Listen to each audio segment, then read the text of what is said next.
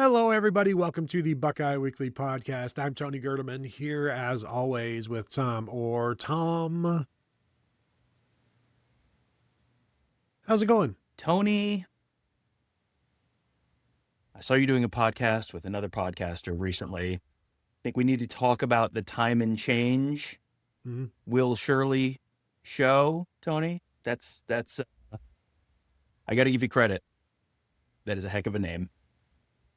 Yes, that is a new podcast with me and Chuck. You can find that at the Buckeye Insiders Network on YouTube. If you go to youtube.com/at Buckeye Insiders, you can find it there. You can search it on your podcast platforms of choice. The time and change will surely show. The time and change will surely show.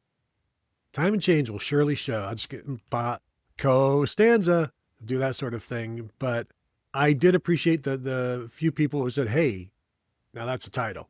Like, those are the people who obviously know the alma mater, the Carmen, Ohio, and all of that good stuff. So, yes, you can find that. It's this first episode. Basically, what we do is we examine the past, present, and future of a certain topic or subject. This first episode was quarterbacks at Ohio State. So, Tom, I don't know if you saw the metrics, but the greatest quarterback in Ohio State history based on stats and wins over Michigan and bowl wins and all of that is JT Barrett by a mile. Like the formula, he comes out to like 34 points, and the next two guys are at 19. Mm-hmm. So we discussed that, and then we each have our top 10s, our top 10 quarterbacks. And I was surprised by who finished in my top 3 and 4. And then we discuss what will it take for Julian Sayin to get into that top 10, and what will it take for him to be number 1. Spoiler, you got to win a national championship, I think, for him, maybe. And then we discussed the future, which is high school recruiting and the quarterback situation going on with Brady Edmonds and Trey Taylor in Nebraska. And Tom, really, is high school recruiting all that important anymore at quarterback? You know, that's an entire show by itself. And maybe we should do that at some point. Not today, though, Tom. But thank you, Tom. You can find that show. And you can also continue to find this show wherever you're getting it right now. And also Buckeyes tomorrow morning, as you all know. So if you've not yet subscribed to those shows on the audio side, go do that. If you're watching it right now, subscribe to Buckeye Insiders. Subscribe on the YouTube. Hit the bell to be notified. All of that. And give us some feedback. And if there's anything you want us to cover that we're not covering, hit us up. Let us know. We're looking for feedback right now as we launch a brand new website at BuckeyeInsiders.com, which you can go to now. We're still building it. Go ahead and put your email address in there, and we will send you an alert once everything is live. Tom, did I miss anything? Yeah, we'll probably have some kind of a newsletter, just sort of, here's what to expect, here's what's coming, here's what we've done over the last week. We'll send that out probably. Boy, I hope it's next week. We'll see. We'll where this all goes. But yeah, we'll have plenty of communication with you that way as well. So another way to stay up with everything that's going on with us. So this episode is talking about if the Buckeyes will have the best offense in the Big Ten. Should they have the best offense in the Big Ten? Because it's been a minute since they've had the best offense in the Big Ten. It was always a given. It was a given since basically Urban Meyer took over 2012. They had the best offense, best scoring offense, just best overall offense in 12, 13, 14. Actually, then dipped in 15, just missed it in 16, and then had it all the way up until 2023 when they went from 40 points a game to 30 points a game. And then really they've never gone back up to 40. And this is mainly right now, Tom, by choice. Right. I think there's a little bit of a change in approach, and this is something we've talked about a whole bunch on these shows over the last several years, but the tempo is not quite what it was in the earlier years, especially with the launch of the 12-team playoff in 2024. Ryan Day definitely has really been slowing things down a little bit in terms of tempo and, just the number of plays they're running per game, because they talk about exposures and the number of times that, the number of plays you have during the course of the season. Each one of those is an opportunity for someone to get hurt. Each one of those is an opportunity for, someone just to get a little bit more worn down. If you run at a little bit of a slower tempo, you have a couple different running backs you're splitting time with. Those running backs end up a lot fresher by the end of the year. So, there is a benefit to it. But if you're looking at it from a statistical point of view, if you hit the gas pedal a little harder, you're going to go a little, you go a little faster, you put up some more impressive numbers. But enough about the Georgia Bulldogs, Tony. Let's talk about the Ohio State Buckeyes. And Ryan Day stresses efficiency. And yeah, if you're going to slow things down, then you better stress efficiency. Unfortunately, they weren't as efficient as they needed to be last year. And I'm thinking right now he will find himself, I don't want to say making the same mistake, but in 2020, you forgave, you okayed what Kerry Combs did as defensive coordinator because you had to give him a second chance because this was COVID and he never had a set defense. So, you kind of just excuse it away and then you find out, well, this was not the right choice. Last year, do you excuse it away because of a inexperienced quarterback, inexperienced offensive coordinator, and then this year, if you go back to that same methodical pace with some little bits of tempo here and there, but that same methodical pace with a veteran quarterback now and a veteran play caller, there's every reason for Ryan Day to say this will be just like it was in 2024 with a veteran play caller in Chip Kelly and a veteran quarterback in Will Howard. And I don't know that he's wrong. I think it's rational thinking, but I also think one of the reasons they've gone to tempo or gone to this tempo is the length of schedule, right? Mm-hmm. But this is a deeper team than they've had in the past. I think in terms of the running backs, they're pretty deep. The offensive line, they're deep. They're going to play more receivers than they have in the past. They've got an experienced play caller. They've got an experienced quarterback. All of the reasons for wanting to be safe, I think those reasons they're not as important because if you lose somebody, there's somebody else that could step in. And we did a show on the most indispensable Buckeyes, and Julian Sane was number 2 on that.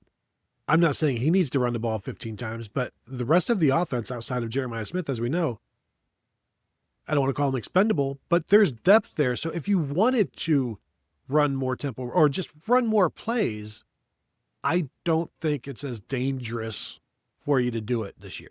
Yeah, I think that's all true, where the drop off from wide receiver 1 to wide receiver 2 or quarterback 1 to quarterback 2 is probably bigger than the difference between running back 1 and running back 2 or running back 2 and running back 3 or tight end 1, tight end 2, all yada, yada, yada. Even on the offensive line, it feels like offensive linemen 6, 7, maybe 8 are maybe a little closer to 3, 4, and 5 than they would be in a lot of seasons. So you do have a little bit more margin for error there.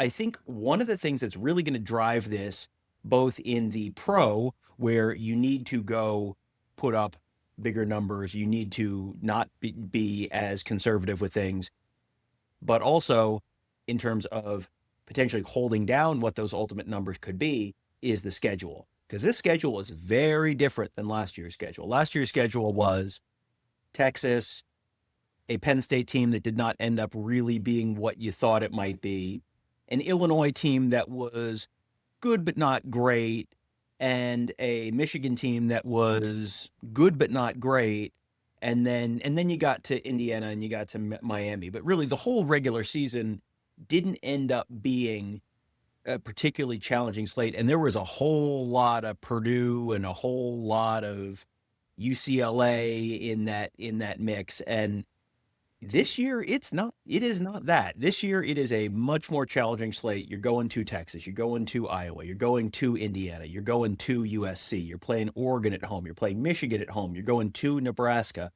That's more than half of the regular season that you can look at and go, yeah, that could be a challenge at the very least. If not, yeah, they're an underdog there in some ways. So I think they're going to have to be a little bit more aggressive, and they're not going to have the luxury of just sort of being able to do whatever they want to do and knowing it doesn't matter, you're going to win this game, you're going to win this game. It's just a matter of whether you win this game by 31 or 24. This is a year where you don't have that luxury. So I think they're going to have to be a little more aggressive. But on the flip side, that also means you're playing much better defenses, so that's going to hold your numbers down either way. Yeah, I think you can't go into any game expecting, okay, 17 points will give us a 10-point win in most of those games. And we'll talk about defense in an upcoming show for the Buckeyes. But the idea that you might be involved in more high-level games means that you might want to go into things expecting to ramp it up. I remember Bill Landis last year asked Ryan Day, like, are you able to just turn it on? Do you think you'll be able to just turn the offense on? And I don't think there was ever really a clear answer on that. I think there's a clear answer in the games, but I don't think Ryan Day gave a clear answer on that. And clearly they couldn't turn it on against the teams that they needed to. And you saw they lost their last 2 games of the year. So, you don't have to get ready if you stay ready. If the offense stays ready, then I think that would be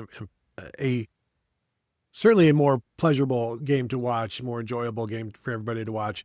The Buckeyes were 5th in scoring offense last year in the Big Ten.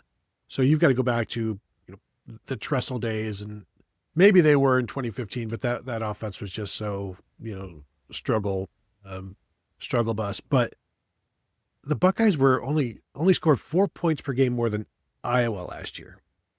Tom, when somebody says that, you're like, What? Yeah, 4 points more per game. Now, they scored 15 more touchdowns over the course of one more game, but still, it sounds much more jarring when you say only 4 points more per game than Iowa. And you're like, the football Iowa? Yes, the football Iowa. Yeah, if you're outscoring an Iowa team by 4 points, you would assume, oh, it's the football team against the basketball team. Is that what we're talking about here? No. There were a lot of field goals, I guess, last year in Iowa City. So yeah, that is a jarring stat. And I would expect, I don't think Ohio State's going to lead the Big Ten in scoring this year, because I think even if they do adjust up the tempo a little bit, and I do think the offense on the whole is going to be better, because I think the offensive line is going to be better. I think the quarterback position is going to be better.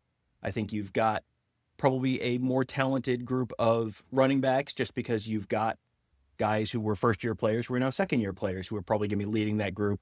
But you also have the sort of wild card of Legend Bay. You've got another year of Jeremiah Smith.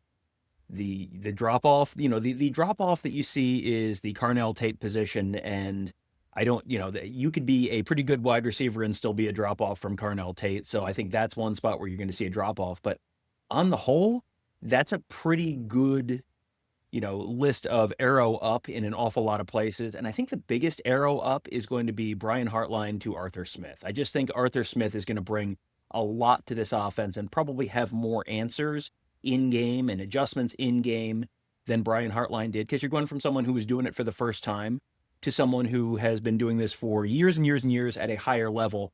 I think Arthur Smith can bring a lot of what Matt Patricia brought to the defense last year to the offense this year. And that is going to, I think, be beneficial for Ohio State as well. Yeah, I'm expecting a better scoring offense. Indiana is the only team in the past 3 years to score average 40 points a game, and they did it the last 2 years.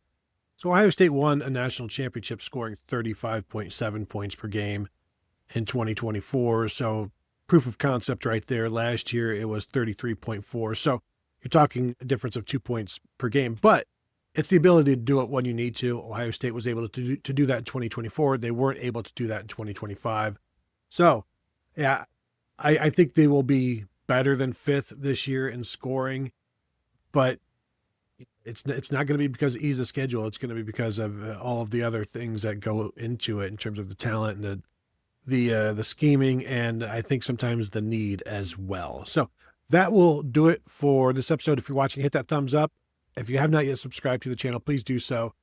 And of course, 5-star rating and review is always appreciated on the podcast side of things. And like I said, head over to BuckeyeInsiders.com right now. If you want, go ahead and throw your email in there, and we will give you updates as we have them for you. So that will do it from here. Thank you all for tuning in, and we will talk to you all later.